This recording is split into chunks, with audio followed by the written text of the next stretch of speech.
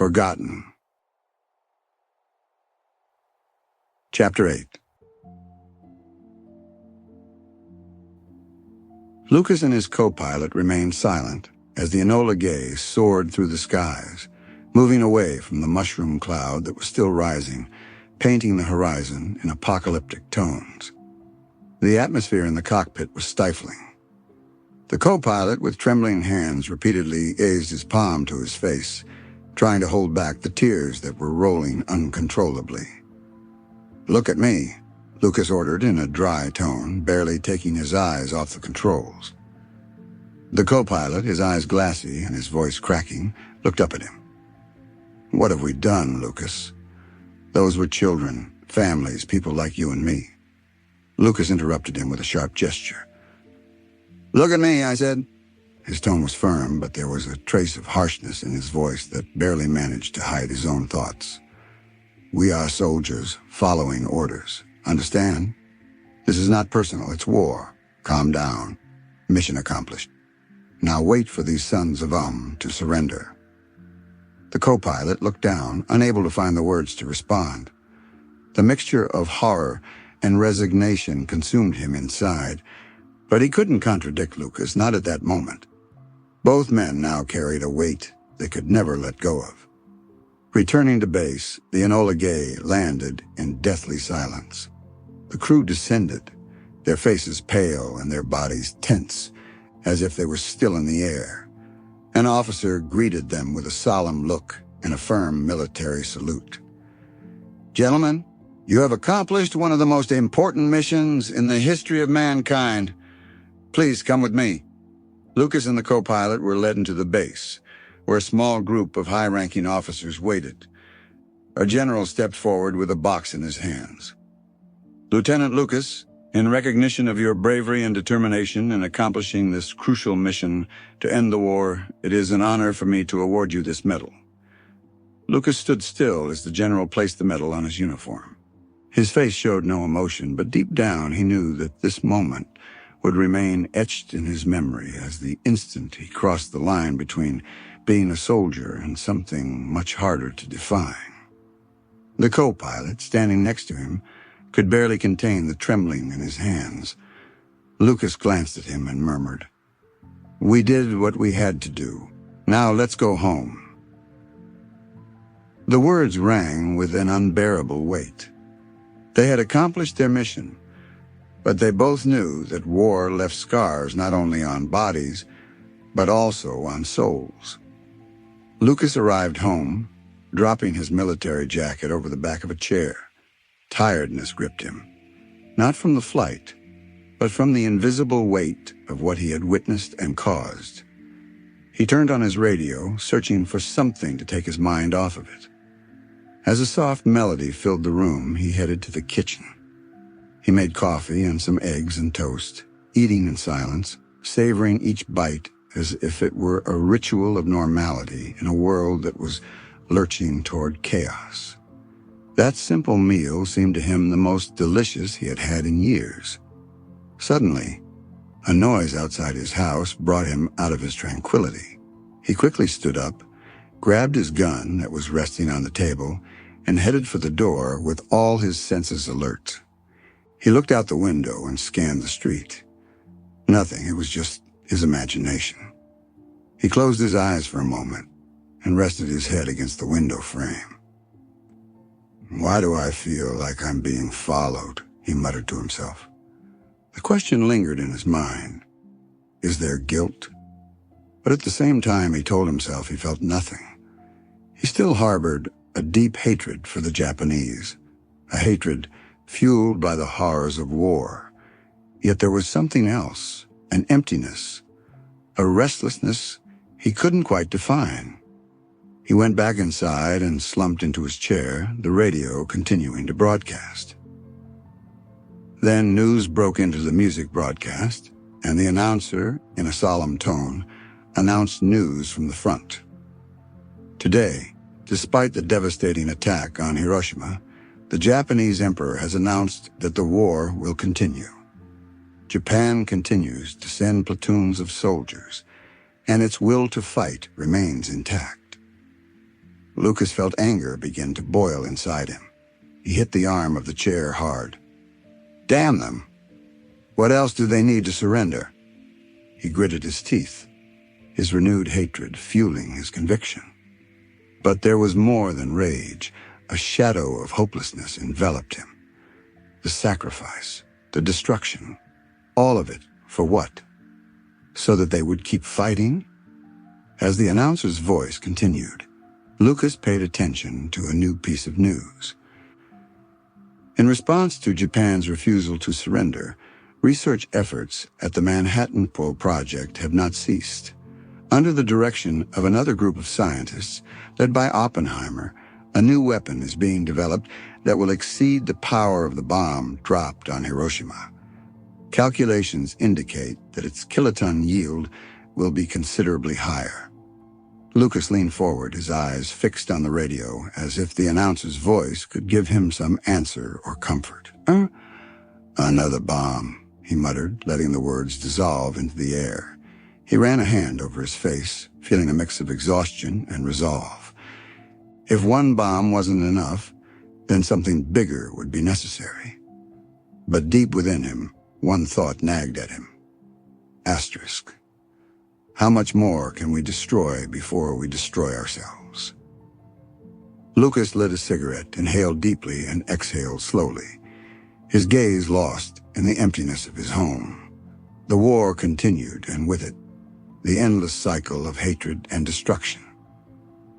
Well, Lucas said quietly, as if he were talking to himself. This is for Mom, Dad, Lily, Laurie, and Simon. He stood up from his chair with determination. Something inside him had changed, or so he thought. He headed for the door, and before he left, he glanced around his home. Something in the air told him that everything was going to be different. The base was waiting for him again, a place he knew all too well. As soon as he arrived, he headed straight to the colonel's offices. There was tension in the air. There was something unmistakable, a weight on his shoulders that he couldn't shake off, even if he wanted to. "Sir, I'm here to drop the other bomb," Lucas said, his voice firm but with a hint of tiredness that he couldn't hide. The colonel looked at him in surprise, then let out a nervous laugh. "Damn reporters. I didn't even know they were working on another bomb." He paused, looking at Lucas, and then added, "Hey, that radio you have there, where did you buy it? Mine only plays music. But anyway, it seems you're going to be enlisted again. Don't worry about it. Come on, let's go have a drink." The colonel led him to a small makeshift bar in one of the corridors of the base. Lucas, although he did not feel like drinking, accepted the gesture. On the table, there was a bottle of tequila, and the colonel poured 2 generous shots. "We'll show those damn Japs who's boss, huh?" the colonel said, raising his glass with a smirk. Lucas silently raised his, and in a mechanical gesture, downed the drink in one gulp. The liquor burned his throat, but it wasn't enough to extinguish the fire he felt inside. The tension in his chest wouldn't go away. "Yes," Lucas answered, not really wanting to continue the conversation. His thoughts were a whirlwind of doubts and certainties that he couldn't share with anyone. He still felt the warmth of the coffee he had had that morning, the calm it offered him for a moment. But now, that rest seemed as far away as a forgotten dream. They walked through the base park, between trees and dusty paths, aimlessly, with the sound of their boots echoing on the ground. It was an ordinary day, but the atmosphere felt charged with something else. Lucas looked around, but his mind wandered far away. He thought about those he had left behind, the destruction he had caused, and what he still had to do. The colonel broke the silence. "Lucas, go home and rest. I think they'll call you tomorrow." Lucas nodded, thanking her, though he didn't quite understand what it was like to rest. Could he rest after everything he had been through? Could there be any rest after what was to come? "Yes, Colonel, I will rest," he replied, although he knew that his mind would not find peace. The colonel tapped him on the shoulder and walked away to his office, leaving Lucas in the stillness of the night that was beginning to fall over the base. Lucas stared at the horizon, as if the answer to all his questions lay somewhere beyond the lights of the base, beyond the war. But the truth was that he wouldn't find it there. He returned home, turned off the radio, sat down in his chair and closed his eyes. But all he could see was fire and shadows, the war, the mission. All of that continued to haunt him. And tomorrow, the next step he had to take, no longer seemed like a future, but an imminent condemnation. Lucas woke up abruptly at 4 a.m. The sound of the alarm clock brought him out of his deep sleep. Still hungover from the tequila, he stretched and saw that it was early. On the kitchen table, an envelope with an army seal lay on the table. It had arrived that morning in the mail. With shaking hands, he stood up and went to the table to open it. The message was clear and direct. Urgent appointment. Report to base tomorrow at 9 a.m. Lucas frowned as he held the paper in both hands. He already knew what they were referring to. He had been waiting for this appointment. The war wouldn't leave him alone, and the mission he had promised to fulfill still dragged him on. He sighed deeply and stood up from his chair, looking out the window at the empty street. The city was still asleep, oblivious to the burdens he carried on his shoulders. The cool morning air hit him as he prepared to face the new day. He took a quick shower, shaved, and put on his uniform, the one he had worn so many times, but which now, more than ever, weighed him down. He walked to the kitchen, where the aroma of freshly brewed coffee seemed to invite him to stay home, but he couldn't. Duty called.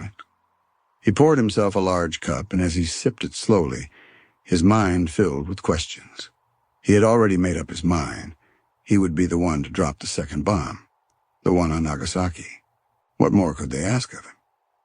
He had already done what they asked of him the first time, and the war was not over. His fate was sealed. The sun was beginning to peek out, dyeing the sky orange and reddish tones. Lucas looked at his watch, noticing that he had little time before the appointment. He knew that as much as he wanted to ignore the orders, he couldn't. He was trapped. And the war followed him like a shadow that wouldn't let him go. He finished his coffee in one gulp and left his house without looking back. The base was just a few minutes away, and though the night still echoed in his head, he forced himself to stay alert as he drove. As he got closer, the lights of the base began to flicker on, and the bustle of soldiers preparing for the day increased. Something in the air seemed different, more tense, as if the impending meeting that awaited him held a greater weight than all the ones before. When Lucas arrived, the place was packed with officers, some walking quickly back and forth, others gathered in small groups. A high-ranking officer approached him and motioned for him to follow. Wordlessly, Lucas followed him into a secluded office. The colonel was waiting for him inside, his expression serious as always. "Lucas, sit down." The colonel indicated the chair in front of his desk. Lucas sat down, staring at the colonel, knowing there was no turning back. The colonel dropped a folder on the table, opened it, and began to read quietly, not looking directly at him. Lucas didn't know what to expect, but what he heard confirmed his thoughts. He was already prepared for what was to come. "You have a new mission, Lucas. The situation has changed. The war is not over, and now we have a new weapon, much more powerful than the last one." The colonel looked up and stared at him.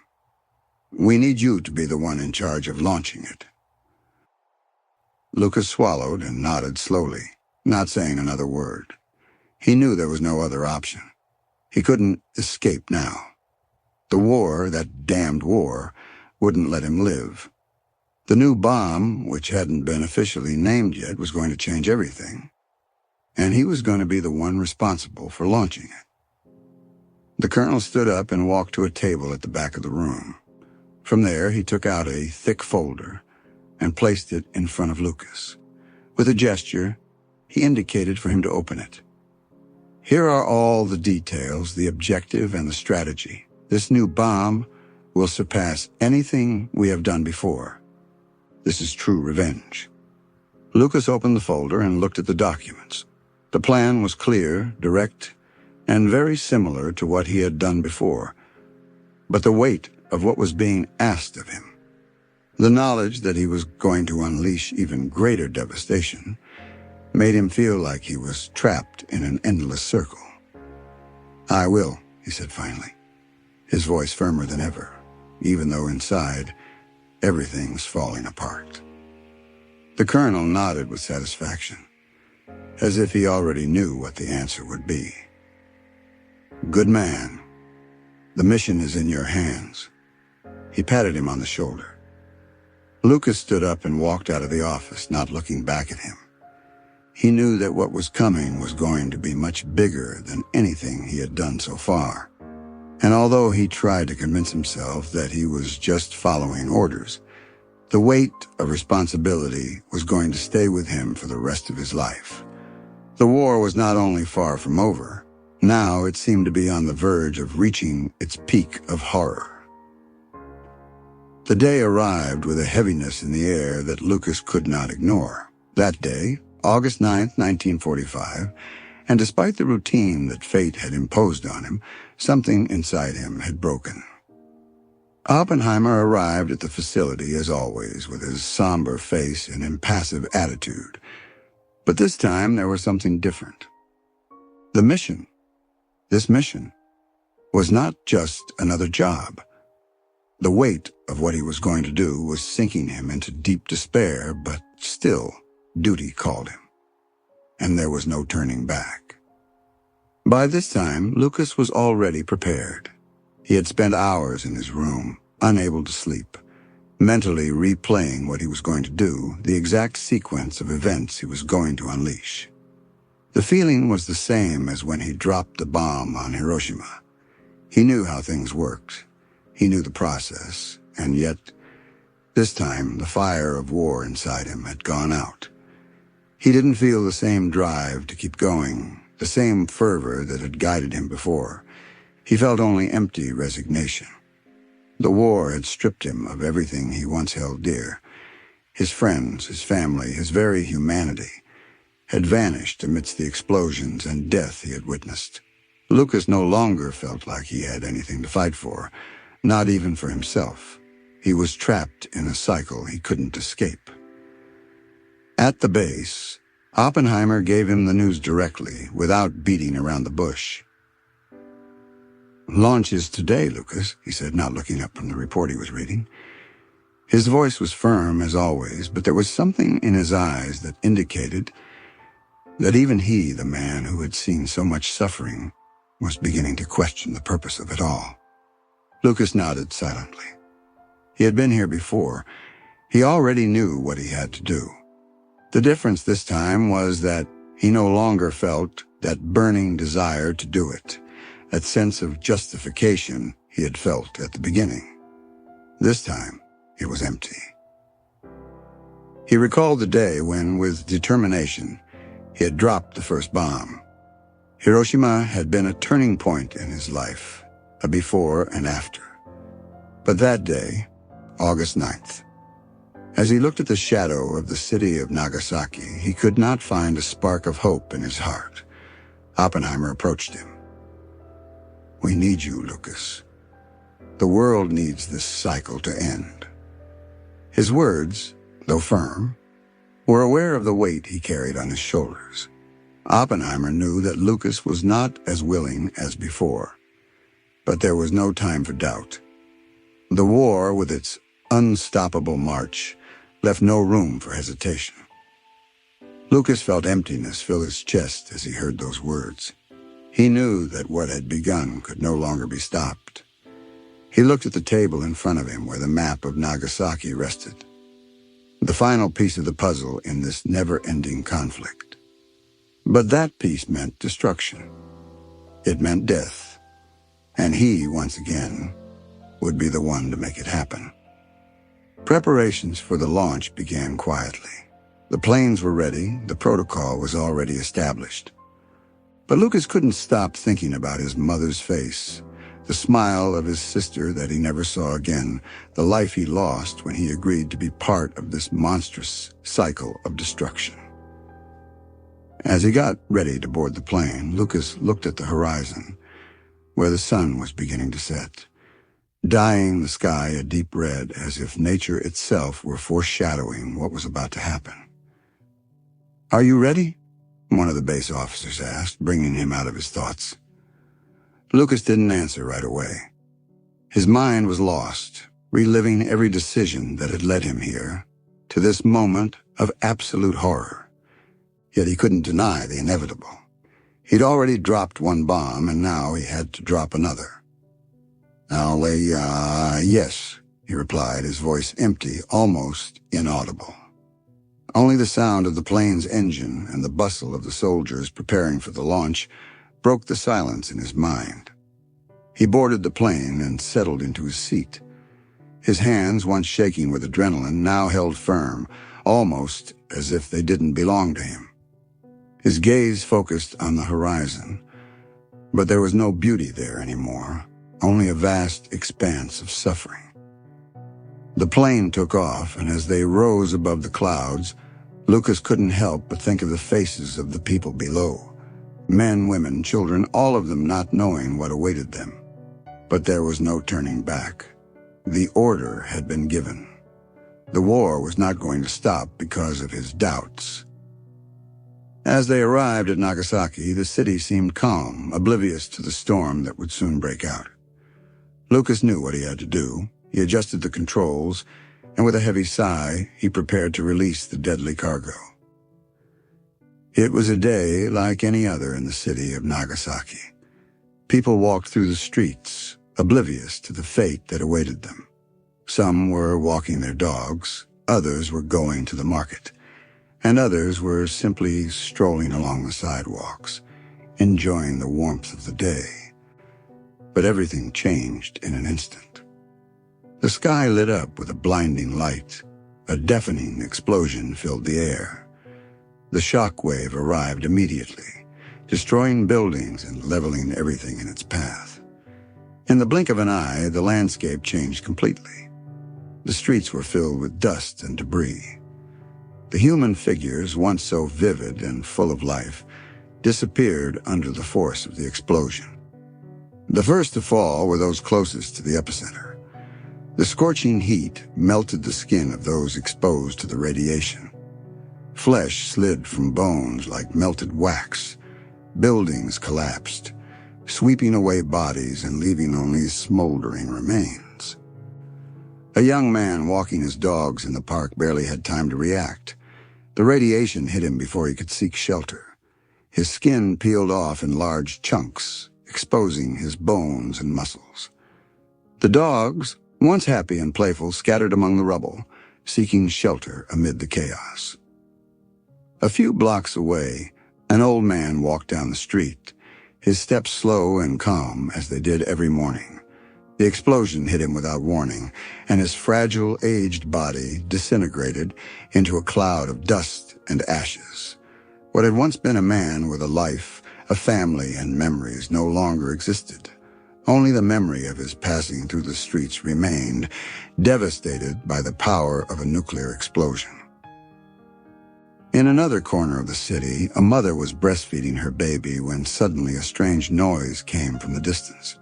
She was surprised, looked up, and saw a wave of fire approaching her, accompanied by a scorching air that pushed her.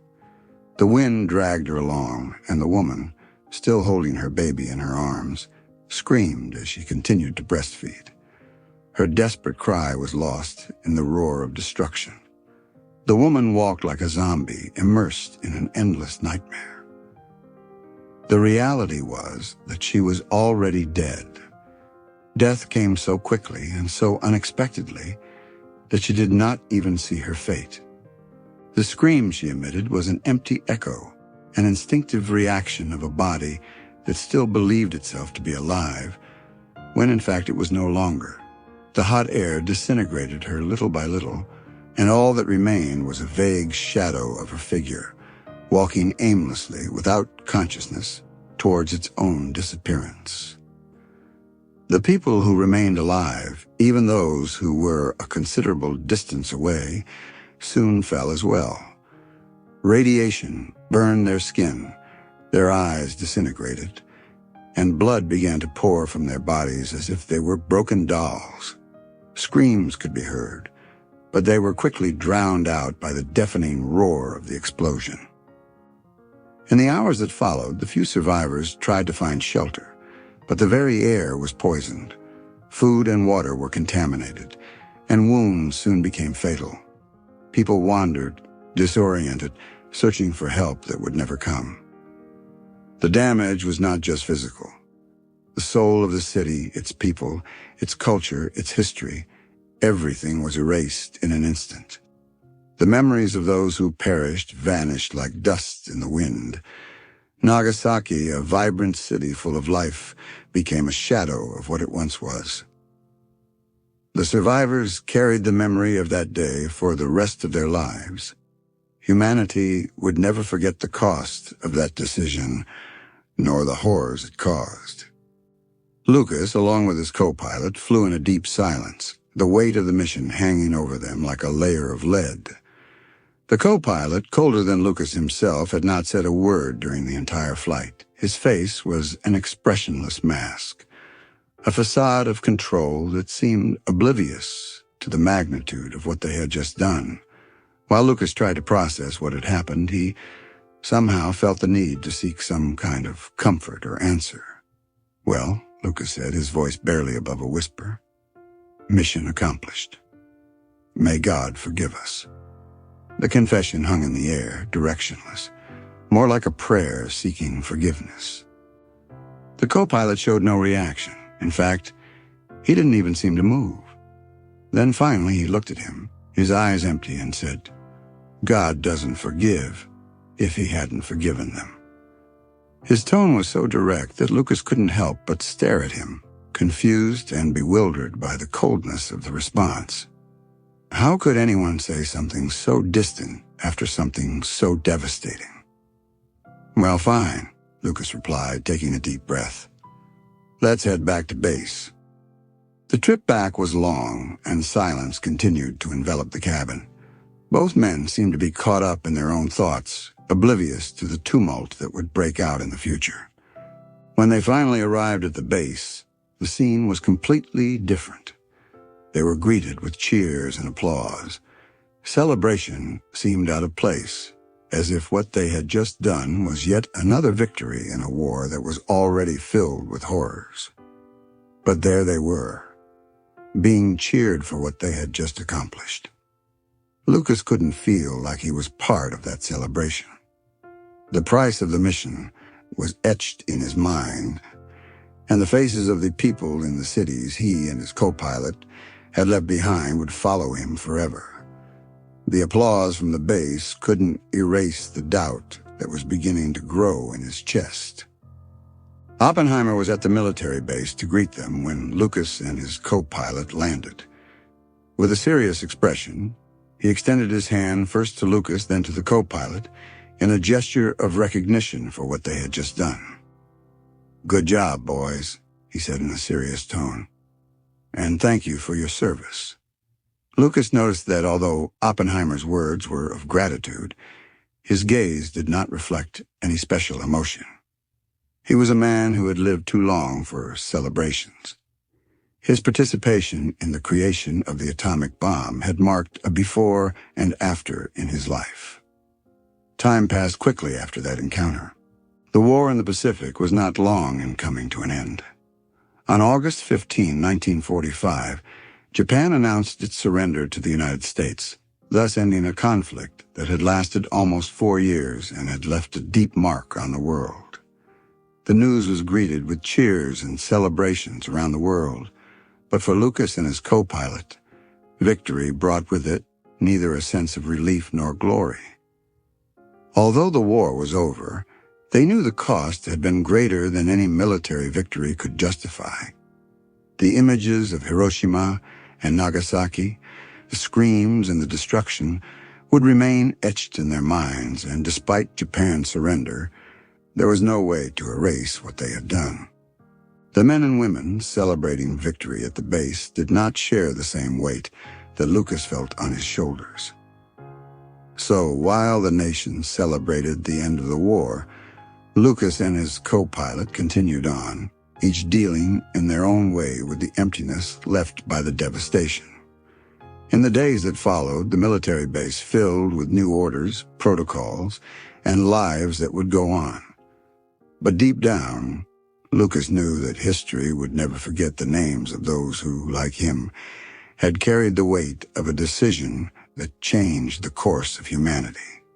Lucas retreated to his home, the echoes of the applause still ringing in his ears, but no joy in his heart. Once again, the vehicle that had transported him from the base stopped in front of his house. The driver, without saying a word, watched him for a moment before driving off and disappearing into the distance, leaving him alone in front of the door of his home.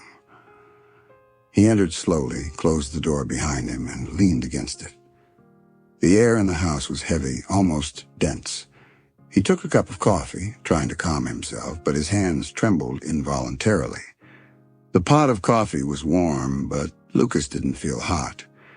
The stress and tension accumulated since the mission weighed on his chest like a huge stone, as if gravity itself had decided to burden him with an impossible burden. Sitting at the table, he looked out at the emptiness of his home. Everything that had once been his life was gone. His father and mother were gone, victims of war like so many others. The image of his parents, always present in his mind, faded as easily as his memories were lost in the fog. The life they once shared, filled with small, everyday joys, now seemed as distant as a forgotten dream. But what hurt him most was the loss of his wife and son.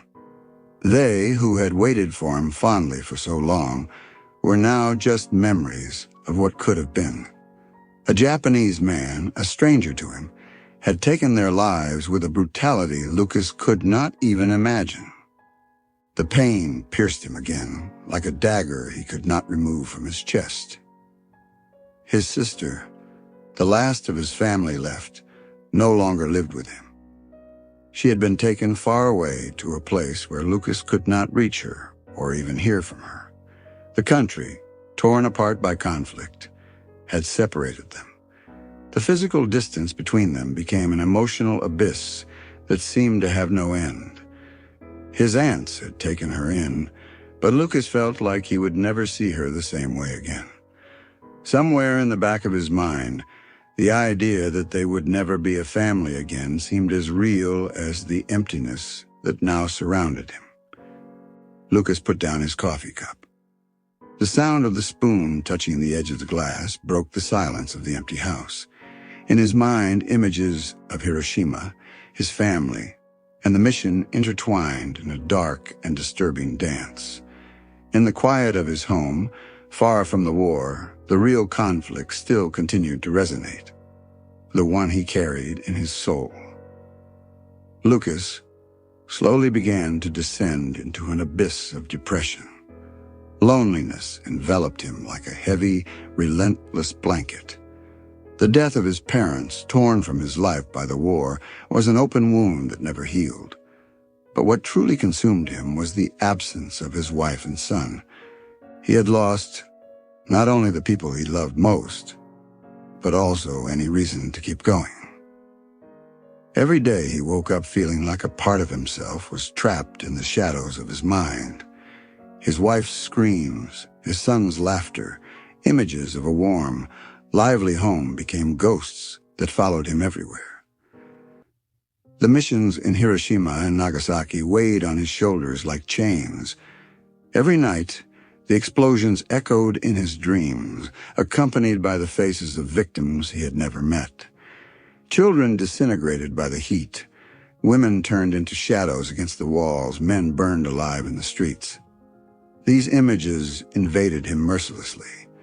Lucas told himself that the bombs were necessary to end the war, but none of this brought his family back. He tried to distract himself with mundane tasks, like cleaning the house or preparing something to eat, but even those simple actions filled him with unbearable sadness. Everything reminded him of what he had lost. The table where they used to dine together seemed to mock him with its emptiness.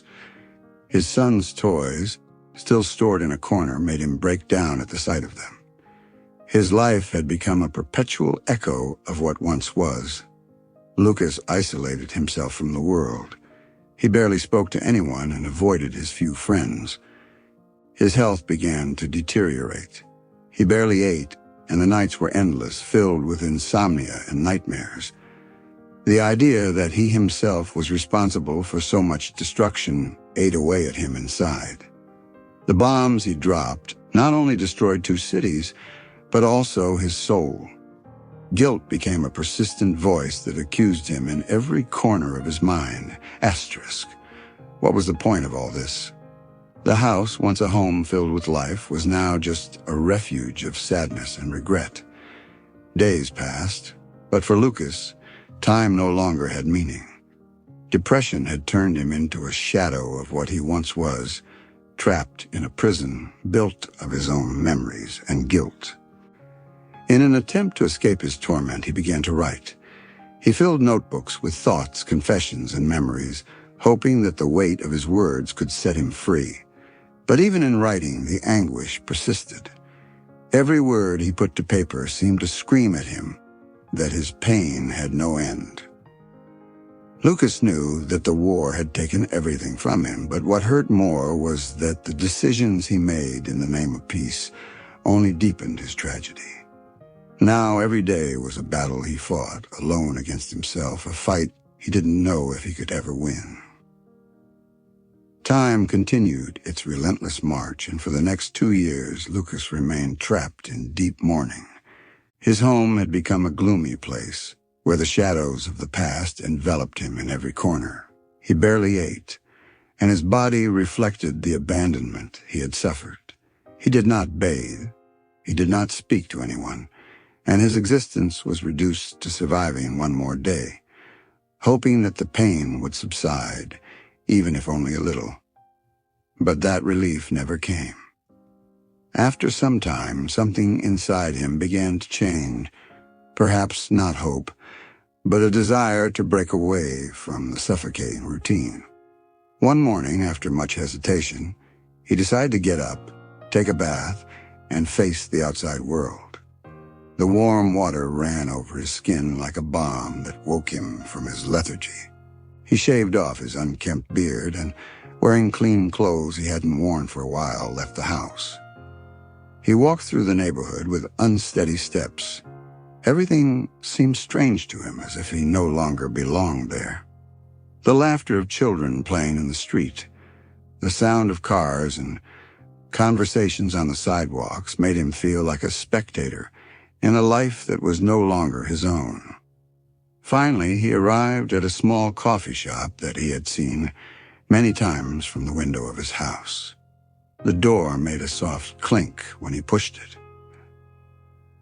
The aroma of freshly brewed coffee filled the air, accompanied by the murmur of people chatting at the tables.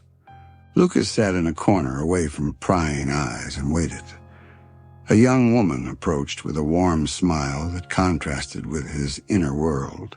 She was beautiful, with bright eyes and an air of freshness that reminded him, for a moment, of what life meant.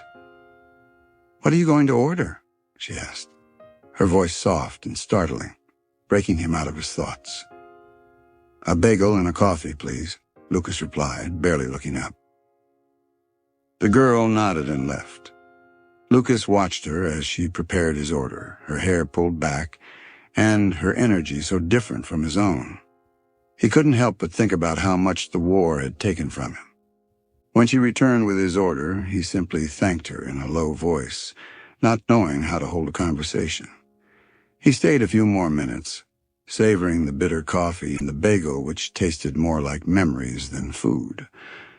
When he was done, he left the money on the table and stood up to leave. He didn't look at anyone as he left, but before he crossed the door, his eyes searched for the young woman one last time. There was something about her smile that gave him a small spark of warmth, something he hadn't felt in years. However, he didn't say anything else. He left the coffee shop and returned to his house, where silence awaited him once again. That brief outing didn't change his life immediately, but it marked the beginning of something. A crack in the darkness that enveloped him, a tiny opening that, perhaps, could grow with time. Lucas didn't know if he would ever see her again, or even if he had the strength to go out again. But that small interaction left him with a strange feeling, as if for an instant he had been able to remember what it was like to live. The next day, Lucas got up early, determined to repeat the ritual of the day before. He cleaned himself up, chose the most presentable clothes he had, and headed to the same coffee shop. When he arrived, the atmosphere was familiar, but what had really drawn him back there was the young woman who had served him. He sat at the same table and ordered the same thing, a bagel and a coffee.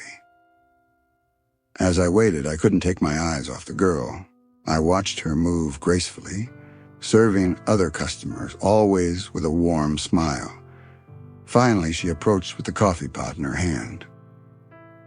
"Would you like more coffee?" he asked pleasantly. "Yes, please," Lucas replied, trying to sound calm, even though his heart was pounding. Hours passed, and Lucas didn't move from his table. The initial bustle of the cafeteria began to die down as customers left. When it was just him and the last customer left, Michelle approached again. Sir, we're closing now," he said in a soft tone. Luke, without hesitation, replied, "Would you like to have a coffee with me before closing?" Michelle paused, surprised by the proposal. There was something in Lucas's gaze, something that made her curious. After a brief moment of silence, she smiled. "Well, okay. But let me finish setting the tables first," she replied. Lucas nodded and waited patiently like an excited child. When Michelle finished, she sat down in front of him with a cup of coffee in her hand. "Ready? Now what? Why did you decide to stay late?" he asked with a friendly smile. Lucas looked down for a moment, took a breath, and replied, "I've been spending a lot of time dealing with some problems. It's a long story, but you made me smile again, something I haven't done in years." Michelle looked at him tenderly without saying anything. After a few seconds, she added, "Well, tell me. I'm here to listen to you." Lucas hesitated for a moment before asking, "What is your name?" "Michelle," she replied. Lucas smiled slightly before continuing. "It's a long story, Michelle. Are you sure you want to hear it?" "Yeah, sure," she said, leaning forward a little, interested. Lucas took a sip of his coffee as if searching for the courage to speak. "I was a soldier. I fought against the Japanese during the war. But before that, I was studying medicine. My father was the one who inspired me, but he was sent to lead a platoon in combat. He was killed at the front. My mother, unable to bear his absence, fell ill and also died." Michelle looked at him, her eyes beginning to fill with tears, but she didn't interrupt. "I met a beautiful girl at university. She was my everything. We got married and we had a son. We named him Simon. But while I was away at war, a Japanese man living here, a man whose pain I never fully understood, turned my world upside down. He walked into a coffee shop, the same one I've never been back to, and killed my wife and son. Then he shot himself." Lucas paused, his voice cracking. I grabbed my gun, ready to follow him. But I only had 3 bullets. I couldn't do it. I relived that scene over and over in my mind, and hatred consumed me. I joined the Air Force. I wanted revenge. I was the one who dropped the bombs on Hiroshima and Nagasaki. Michelle let out a sob, but not from rejection, but from pure emotion. We ended the war, but at what cost? I spent 2 years locked away, drowning in my own pain. And now I'm here telling you this because somehow Seeing you made me feel something different. You made me remember that I'm still capable of feeling." Michelle, unable to contain herself, stood up from her chair and hugged him.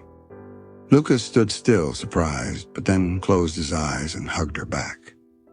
"Thank you for everything you did," she whispered. "You are a hero."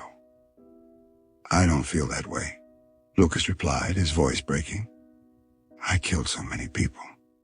Michelle looked into his eyes, tears running down her cheeks.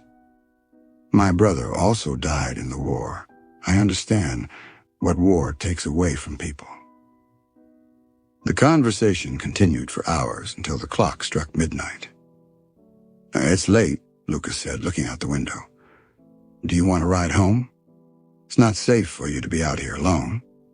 Michelle nodded with a slight smile. "Of course, thank you very much." Lucas paid the bill, and they both left the cafe together, walking under the starry sky. For the first time in years, Lucas felt that something, however small, had changed inside him. Days turned into weeks, and weeks into months. Lucas and Michelle began seeing each other more often, at first at the coffee shop where she worked. Gradually, their encounters extended beyond end-of-shift chats. They would go for walks in the park, explore small neighborhood bookstores, and discover hidden restaurants in the city. Unplanned, they began to fill the voids in their lives, each finding solace in the other's company. Lucas, who had spent so much time mired in his own pain, found he could laugh again. Michelle had a knack for bringing him out of his shell. With a look or a joke, she could make him feel lighter, less burdened by the weight of his past. For her part, Michelle found in Lucas a depth and sincerity she had never experienced before. He didn't just listen to her stories, he truly understood them, as if every word she spoke was a balm for his own soul. One afternoon, as they walked along a tree-lined path, Lucas stopped abruptly. Michelle looked at him, worried. "Are you okay?" he asked, gently touching her arm. Lucas nodded, but didn't answer right away. Instead, he pulled a small pendant from his pocket, a silver cross that had belonged to his mother. He handed it to Michelle. "This was my mother's," he said, his voice low. "She had it with her when she died. I don't know why, but I feel like you should have it." Michelle looked at him, surprised. "Lucas, are you sure? It's something very personal." "I am. I don't know how to explain it, but with you, I feel like something in me has been repaired. It's like life is giving me another chance." Michelle carefully took the pendant and held it in her hands. "Thank you. It's the most special gift anyone has ever given me," she said with a smile, and then with an impulsive gesture, she hugged him. That moment marked a turning point in their relationship. It wasn't just about the connection they shared, but the certainty that they were both beginning to heal. As time went on, their romance blossomed. Michelle began spending more time at Lucas's home, helping him tidy up what had once been a neglected and gloomy space. Together, they cleaned, reorganized, and filled the house with little touches that brought it back to life. Fresh flowers on the table, open books on the couches, photographs on the walls. One night while they were having dinner, Michelle looked at him with a thoughtful expression. "Have you ever thought about going back into medicine?" he asked. Lucas put his fork down, surprised by the question. "I haven't thought about it for a long time," he admitted. "After everything that happened, I thought it was pointless. But you have the knowledge, the experience, and above all, the heart to do it. Perhaps it would be a way to find purpose again." Lucas thought about her words. For the first time in years, he considered the possibility of regaining some of what he had lost, not as a way to erase his past, but as a way to move forward. Michelle, meanwhile, began to share her own dreams. She had dropped out of college to work at the coffee shop, but she had always wanted to be a writer. Lucas encouraged her to take up her passion again, buying her a new notebook and a fountain pen. I want you to write your story, Michelle. The world needs to hear it, he told her one night. Excited, she began to fill the pages with words while Lucas watched her, fascinated by her determination. One day, while strolling through a local market, Lucas noticed a small flower stand. Without saying a word, he stopped and bought a bunch of sunflowers. He handed them to Michelle, who looked at him with shining eyes. "Why sunflowers?" he asked.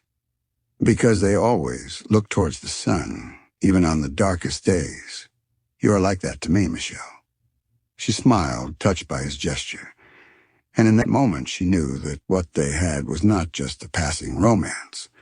It was something deep, something they both desperately needed, a new chance at life.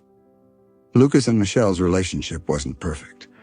They were both still dealing with the scars of their past, but together they had found a reason to keep going. Every day was another step towards rebuilding their lives, and although the road wasn't always easy, they faced it together, with hope as their guide. The days continued to pass, and the relationship between Lucas and Michelle grew stronger with each small gesture shared. Lucas, always creative and with a touch of humor, had begun to compose little poems for Michelle, all with a strong and comical French accent. "Mademoiselle Michelle, your eyes are like two stars that guide this poor aimless heart," he recited one afternoon while she was preparing coffee. Michelle looked at him and laughed, wiping her hands with a cloth.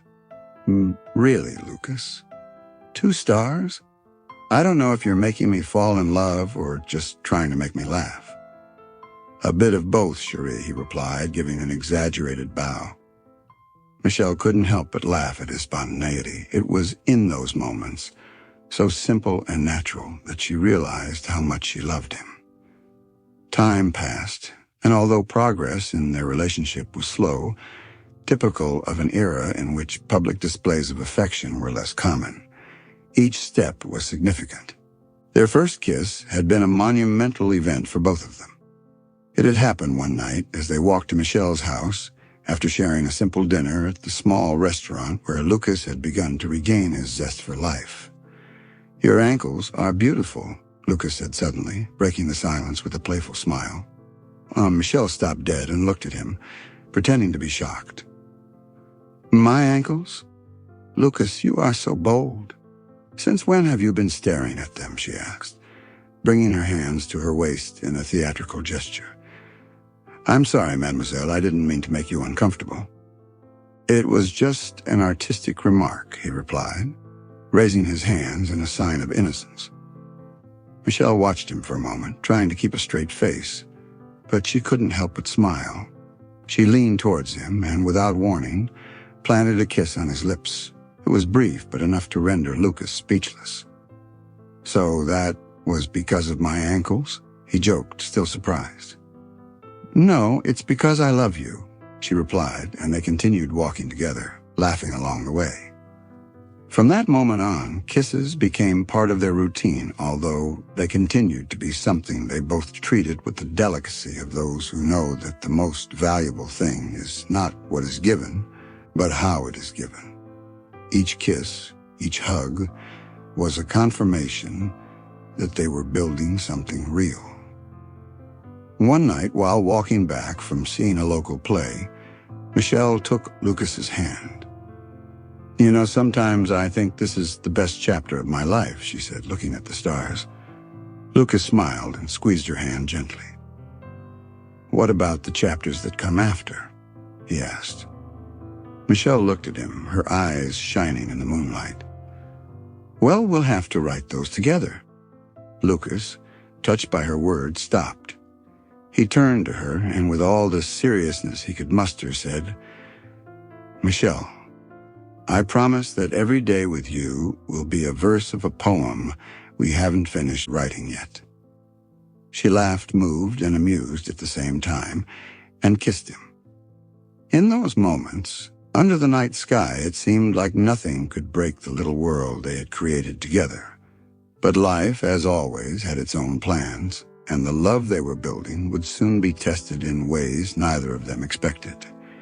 As time went by, the love between Lucas and Michelle blossomed like a strong, vibrant tree. Every day together felt like a gift, a chance to build something beautiful despite the scars of Lucas's past. However, not everything was perfect. As the months passed, Michelle began to notice something strange in her body. There were nights when the pain in her breast would wake her up with sharp pains that stole her breath. Sometimes her body would be filled with fever, and even though she tried not to alarm Lucas, he could tell. It wasn't just the fever or the pain, but the way Michelle tried to hide it behind a smile, as if she wanted to protect him from another worry. But Lucas, who had been through so much loss and pain, recognized the fragility in her eyes. "Michelle, this isn't just a cold," he said one night as he placed a cold cloth on her forehead. "You've been feeling this way for weeks. You need to see a doctor." Michelle tried to avoid the conversation, as she always did. "It's just stress, Lucas. I've been working a lot, that's all," she said, forcing a smile. But Lucas was not one to give up easily. The next day, without telling her, he made an appointment with a doctor at the local hospital. When the day of the appointment finally arrived, Michelle looked nervous, but Lucas took her hand and promised he would be with her, no matter what. As they waited in the living room, the silence between them was tense. Lucas tried not to imagine the worst, but memories of his own losses flooded his mind like a raging river. The doctor greeted them with a friendly gesture and began to ask questions. After a physical examination and several tests, the results were not long in coming. Michelle had a lump in one of her breasts. The word biopsy resonated in the room like thunder, and Lucas felt the air grow heavier. Michelle, for her part, remained silent, her gaze fixed on the floor. The next few days were a roller coaster of emotions. Lucas tried to stay strong for her, but he couldn't help but worry. He lay awake many nights, sitting in the living room, wondering if fate was playing tricks on him again. But when he was with Michelle, he tried to be optimistic, even though fear consumed him inside. "Lucas, you don't have to stay by my side if this gets worse," Michelle told him one night while they were both in bed. Her voice was barely a whisper. Lucas turned to her and took her hand tightly. "Are you crazy? I'm not going anywhere. I love you, Michelle, and that means being there for you through thick and thin. You don't have to carry this alone." Michelle covered her face with her hands and began to cry. Lucas hugged her, kissing her forehead while whispering comforting words to her. Finally, the day of the biopsy arrived. Lucas was by her side the whole time, holding her hand as they waited for the results. The hours felt endless. When the doctor finally walked in with the papers in his hand, they both held their breath. "We have the results," the doctor said with a serious expression. Michelle closed her eyes, squeezing Lucas's hand tightly. Lucas, for his part, felt his heart begin to pound. Fate had been cruel to him before, but he was willing to fight tooth and nail to protect what he had now. The doctor took a deep breath before speaking. "Michelle, the results show that you have invasive ductal carcinoma.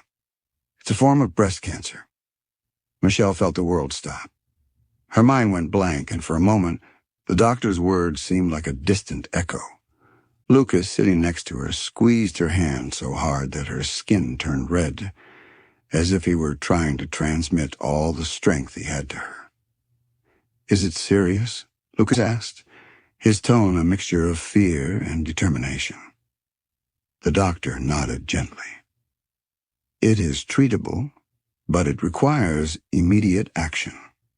We will need to perform further tests to determine the exact stage of the cancer and draw up a treatment plan, which will likely include surgery, chemotherapy, and radiotherapy." Michelle remained silent, staring at a spot on the wall. Lucas noticed the trembling in her hand and gently hugged her. She finally looked up at the doctor, tears in her eyes. "Am I going to die?" he asked in a small voice. The doctor firmly denied. "Not necessarily. The chances of survival are high if we follow the proper treatment, but it will be a difficult road." That night at home, Michelle burst into tears. All the pain and fear she had held in the office came out in an uncontrollable torrent. Lucas, without letting go of her, held her in his arms as she collapsed. "I can't believe this is happening to me, Lucas. We had so much ahead of us," she said between sobs. Lucas, with his eyes full of tears that would not fall, stroked her hair. "Michelle, you're not alone in this. We're going to fight together. I've already lost too much in my life, and I'm not going to let this take you away from me. I love you, and we're going to get through this." She looked up at him, seeing in his eyes a mixture of sadness and a strength she didn't know he had. They held each other tighter, clinging to each other as if the contact could protect them from the gathering storm. The next few days were a series of appointments, tests, and difficult conversations. Michelle began mentally preparing for the surgery that the doctor recommended as the first step. Lucas accompanied her to every appointment, holding her hand as they listened to the doctors talk about options, risks, and prognoses. When the day of the operation arrived, Lucas stood in the hospital waiting room, hands clasped together and staring at the floor. The hours felt like an eternity. Finally, the doctor came out to inform him that the surgery had gone well, but that the road would still be long. Chemotherapy would be the next step. Chemotherapy was a challenge. Michelle began to lose her hair, something that hit her deeply. There were days when she couldn't get out of bed, exhausted by these side effects. Lucas became her caregiver, cooking, cleaning, and making sure she had everything she needed. But beyond the practical tasks, Lucas was there emotionally. He reminded her every day how much he loved her, even when she felt like he was nothing more than a shadow of who he had been. "You are beautiful, Michelle. No matter what happens, you will always be the woman who lit up my life when everything was dark," he told her one night while placing a scarf on her head. Michelle looked at him with tears in her eyes. "I don't know what I would do without you, Lucas. You've been my rock through all of this." As the months passed, the treatment began to show results. Visits to the doctor brought more hopeful news. The cancer was in remission. Michelle and Lucas cried together upon hearing the news, hugging each other as if the weight of the entire universe had been lifted from their shoulders. Although the journey had been painful, they both knew that their love had emerged stronger. Lucas, who had faced so many losses in his life, found in Michelle a reason to keep going. And Michelle, in the midst of her struggle, discovered that she had never been alone. After a brief period of hope, Michelle and Lucas faced a devastating blow at their next doctor's appointment. Scans revealed that the cancer had spread throughout their bodies. The doctor's words seemed to plunge them into an impenetrable darkness. Michelle squeezed her eyes shut, holding back her tears while Lucas, sitting next to her, couldn't help but let out a sob. That night, the silence in his home was heavier than ever. Lucas sat on the edge of the bed, his head buried in his hands. He couldn't find words, not even clear thoughts. The love of his life was dying, and he felt completely helpless. Michelle, with a fragility that only accentuated her inner strength, took his hand. "Lucas, look at me." He looked up, his eyes swollen and red from crying. "I can't stand it, Michelle. I can't imagine a world without you." She gave a weak smile, a mixture of tenderness and pain. "Lucas, life goes on. Promise me that you will continue living. Do it for me." Lucas shook his head, a lump tightening his throat. "It's meaningless without you. All I am, all I want, is you." Michelle, with effort, sat closer to him and caressed his face. "Baby, life is bigger than us. If there's one thing I want you to remember, It's that I love you with all my being. But my love for you can't stop what's happening. You need to be strong, not just for me, but for the Lucas I know you can be. Lucas hugged her tightly, as if doing so could stop time. The following days were a constant struggle, not only against the disease, but against hopelessness. Michelle, despite her weakened condition, insisted on doing the things she loved, even if it was for the last time. Lucas took her to the park where they used to walk hand in hand. There, under the open sky, she found respite in the midst of the storm. One afternoon, while they were sitting on a park bench, Michelle took Lucas's hand. I want you to know something. No matter what happens, you gave me the most beautiful life I could have ever imagined. Thank you for loving me, for taking care of me, for being my everything. Lucas, his voice breaking, replied, I am the lucky one, Michelle. I love you more than words can express. She rested her head on his shoulder and closed her eyes. As the weeks passed, Michelle's condition worsened. Lucas became her constant caregiver, staying up night after night to make sure she was as comfortable as possible.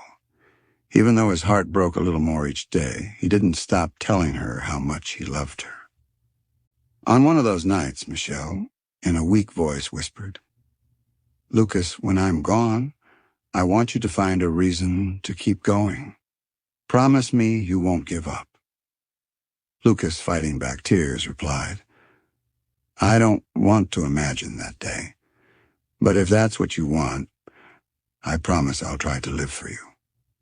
Michelle smiled tenderly and closed her eyes, while Lucas continued to caress her hair, as if that gesture could prolong their time together. That same night, Michelle began to feel much worse. She was drenched in sweat, her breathing was becoming increasingly labored, and her body, weakened by the disease, began to show signs that the end was near. Lucas, seeing her in that state, did not hesitate for a second. He carefully lifted her, making sure she was as comfortable as possible, and quickly loaded her into the van. Michelle, please hold on. We're already on our way to the hospital, he said, his voice breaking as he tried to calm her down. She didn't answer, but Lucas knew that time was running out. He was driving at full speed, not caring about traffic or road signs. He just wanted to get there as fast as possible. His mind was in chaos, feeling a desperation he had never experienced. Fear consumed him. Please, my love. Hold on, he whispered, without stopping to look at Michelle, while she struggled to breathe. When they arrived at the hospital, Lucas ran to the entrance with Michelle in his arms. Doctors and nurses quickly greeted him and took her to the emergency room. Lucas remained in the waiting room, his head in his hands, immersed in pain and anguish. Every minute seemed like an eternity. Finally, the doctor came out with a serious expression on his face. Sir, we have done everything possible, but Michelle's condition is critical. Lucas felt like he was running out of air. The world was falling apart around him. What do you mean by that? She asked, her voice shaking, almost unable to understand what the doctor was saying to her. I'm very sorry, sir. We've done what we could, but there's nothing more we can do. Lucas fell to his knees, feeling the ground beneath his feet slip away. At that moment, his soul shattered into 1,000 pieces. The love of his life was about to leave forever. Lucas immediately stood up, ran to Michelle's room, and entered her side. She was hooked up to several machines, her breathing getting weaker and weaker. Michelle, my love, please, don't leave me, he said between sobs, holding her hand tightly. Do me this favor. Stay with me. Michelle slowly opened her eyes, looking at him with an expression of pain, but also of love. She tried to smile weakly, although her strength was already fading. I love you, Lucas, she whispered with difficulty and barely moving her lips. No, please, Lucas sobbed. I need you, Michelle. I can't live without you. But Michelle's breathing became increasingly irregular. Her heart monitor began to beep louder, and Lucas felt as if his heart was stopping with hers. At that moment, Lucas, completely desperate, knelt next to his bed, looking at the sky, as if he hoped to find some answer in the darkness. God, please don't take her away from me. I can't live without her. I beg you, please let her stay with me. I beg you, please. He cried out with all his soul, his voice breaking with pain. But the words seemed to dissipate into the air, as if he were speaking into the void. Lucas, with his hands raised, continued to plead, his heart pounding with each beat, as if he knew that time was slipping away. I need you. I can't lose her, God.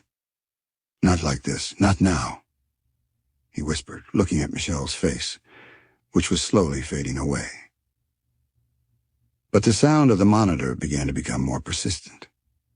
The long, monotonous beep announcing what she already knew deep inside.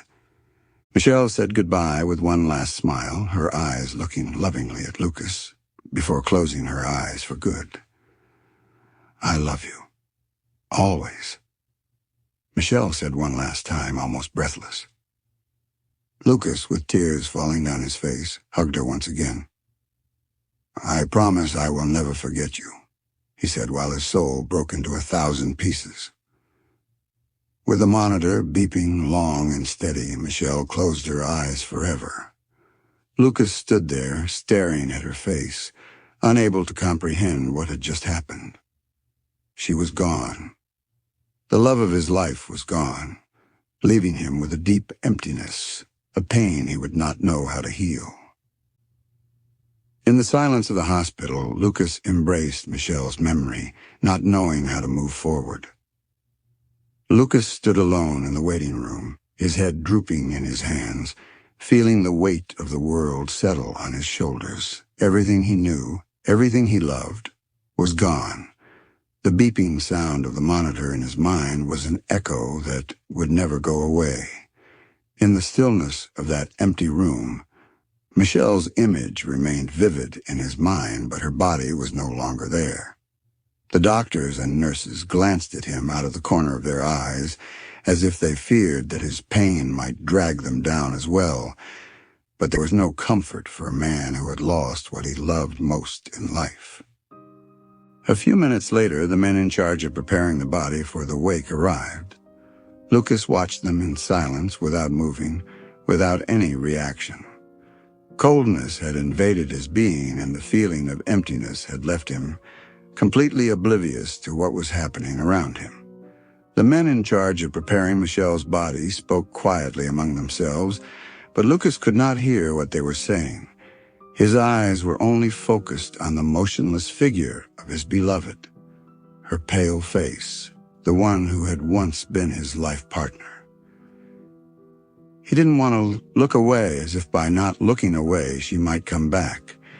He stood there motionless for what seemed like an eternity, staring at the closed box that held all that was left of Michelle.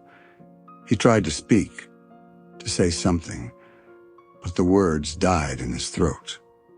All he felt was a deep ache, something so cruelly palpable that he couldn't shake it. The room grew more and more oppressive, as if the very air itself was strangling him. Michelle's family arrived at the wake, each trying to offer words of comfort, but Lucas couldn't hear them. There was nothing they could say that would ease his suffering. They offered their condolences, some hugged him, but he just nodded absently, unable to express any emotion. He wasn't there for them. He was there only for Michelle, the woman who had shared his life, his love, and who was now gone. After a long while, Lucas stood up without saying a word and walked out of the wake. No matter what anyone thought, he couldn't stand being around people. He didn't want to be there. What had happened couldn't be changed. Michelle was gone, and his pain was so deep that words could no longer reach it. That night, Lucas didn't attend the funeral. He went home, slammed the door shut, and dropped onto the couch. The silence in the house was deafening. Every corner reminded him of Michelle, of her laughter, her caresses, her endless conversations until the early hours of the morning. And now, all of that had vanished. There was no more laughter, no more words, no more promises. He sat there staring at the television, the sound of the screen just noise like his life at that moment. Nothing made sense. The days seemed to blur before him. The emptiness of Michelle's absence invaded him completely. The memories of the good times seemed to be cruel in his mind, like a constant torture. He no longer had the strength to get up, to do anything. The pain had immobilized him. Time, which had once been his ally, now seemed like an endless sentence. Lucas found himself trapped in a spiral of sadness that he could not escape. The house was empty, and he, more than ever, felt it in his heart. He had lost the light of his life, and darkness had replaced everything he once knew as happiness. Lucas had no father or mother, no wife or children, not even a second love. He was just an empty man with nothing and no one. The days passed without purpose, as if each dawn were a cruel mockery reminding him that the world kept turning while his life had stopped. His house, once a warm refuge full of laughter and love, was now a mausoleum, a place full of memories that hurt more than any physical wound. The silence was unbearable. The walls seemed to speak to him, whispering the echoes of a life that no longer existed. Every object reminded him of Michelle. The cup she used every morning, the coat hanging in the entryway, the little notes she used to leave him with sweet messages. Everything was there, untouched, as if she would return at any moment. But Lucas knew that would never happen. One night, unable to bear the weight of his loneliness, Lucas left the house. He walked through the empty streets of his neighborhood aimlessly and without a destination. The cold night breeze hit his face, but he didn't care. He passed by the park where they used to walk together, by the cafe where they shared so many conversations, by every corner that once had meaning. Now all those places seemed like ghosts, memories of a happiness he could no longer reach. Reaching a bridge spanning the city's river, Lucas stopped. He stared at the dark water flowing beneath his feet, his reflection distorted by the ripples. For a moment, he considered letting himself go with the flow, ending the suffering that consumed him day after day. But something inside him, a tiny spark that hadn't yet gone out, made him back away. Asterisk, asterisk. Not like this, he thought. Michelle wouldn't want this dot, asterisk, asterisk. He returned home at dawn, his feet tired and his soul even heavier. He sat down at the dining room table, in front of an empty chair, and began to write. He didn't know exactly why, but the words flowed like a torrent. He wrote about Michelle, about her eyes, her smile, her laugh that lit up any room. He wrote about his pain, about his love, about the broken promise of a future together. Each word was a tear shed, a small part of his heart trying to find relief on paper. Over time, writing became his refuge. Lucas began filling entire notebooks with stories, reflections, and memories. His writings weren't for anyone but himself, but they gave him a reason to get up every day. Even though the pain didn't go away, he found in words a way to live with his loss, to honor Michelle in the only way he knew how. So, in the midst of his loneliness, Lucas discovered that even though he had no one else, he still had his voice, his ability to express everything he felt. And even though his heart was still broken, he found in that little spark of creativity a way to move forward step by step, day by day. The years passed for Lucas, who lived like a forgotten man, trapped in a solitude that seemed endless. He was not someone important. No one came looking for him, and the world seemed to have left him behind. Each day became a painful repetition of the previous one. The clock ticked, but for him, time had no meaning. The seasons changed, but his life remained in a perpetual winter. Over the next few years, Lucas sank into a deep agony, marked by depression and pure sadness. There were days when he could barely get out of bed, consumed by the weight of his loneliness. His home became a dark and messy place, a reflection of his inner state. The windows remained closed and light barely entered, as if Lucas wanted to remain hidden from the outside world. Alcohol became his only companion. He drank to forget, to numb the pain that seemed to have no end. Empty bottles piled up in the corners of his house, and his health began to deteriorate. His once strong body was now weak and tired. But Lucas didn't care. Deep down, he felt like he had nothing left to live for. In the few moments of clarity, he wondered how he had gotten to this point. He remembered the life he had with Michelle, the laughter, the dreams, the love, and each memory was like a stab in the chest, a cruel reminder of what he had lost. Sometimes he even spoke out loud as if she could hear him. "Michelle, where are you? Why did you leave me alone?" he whispered, his voice breaking and his eyes filled with tears.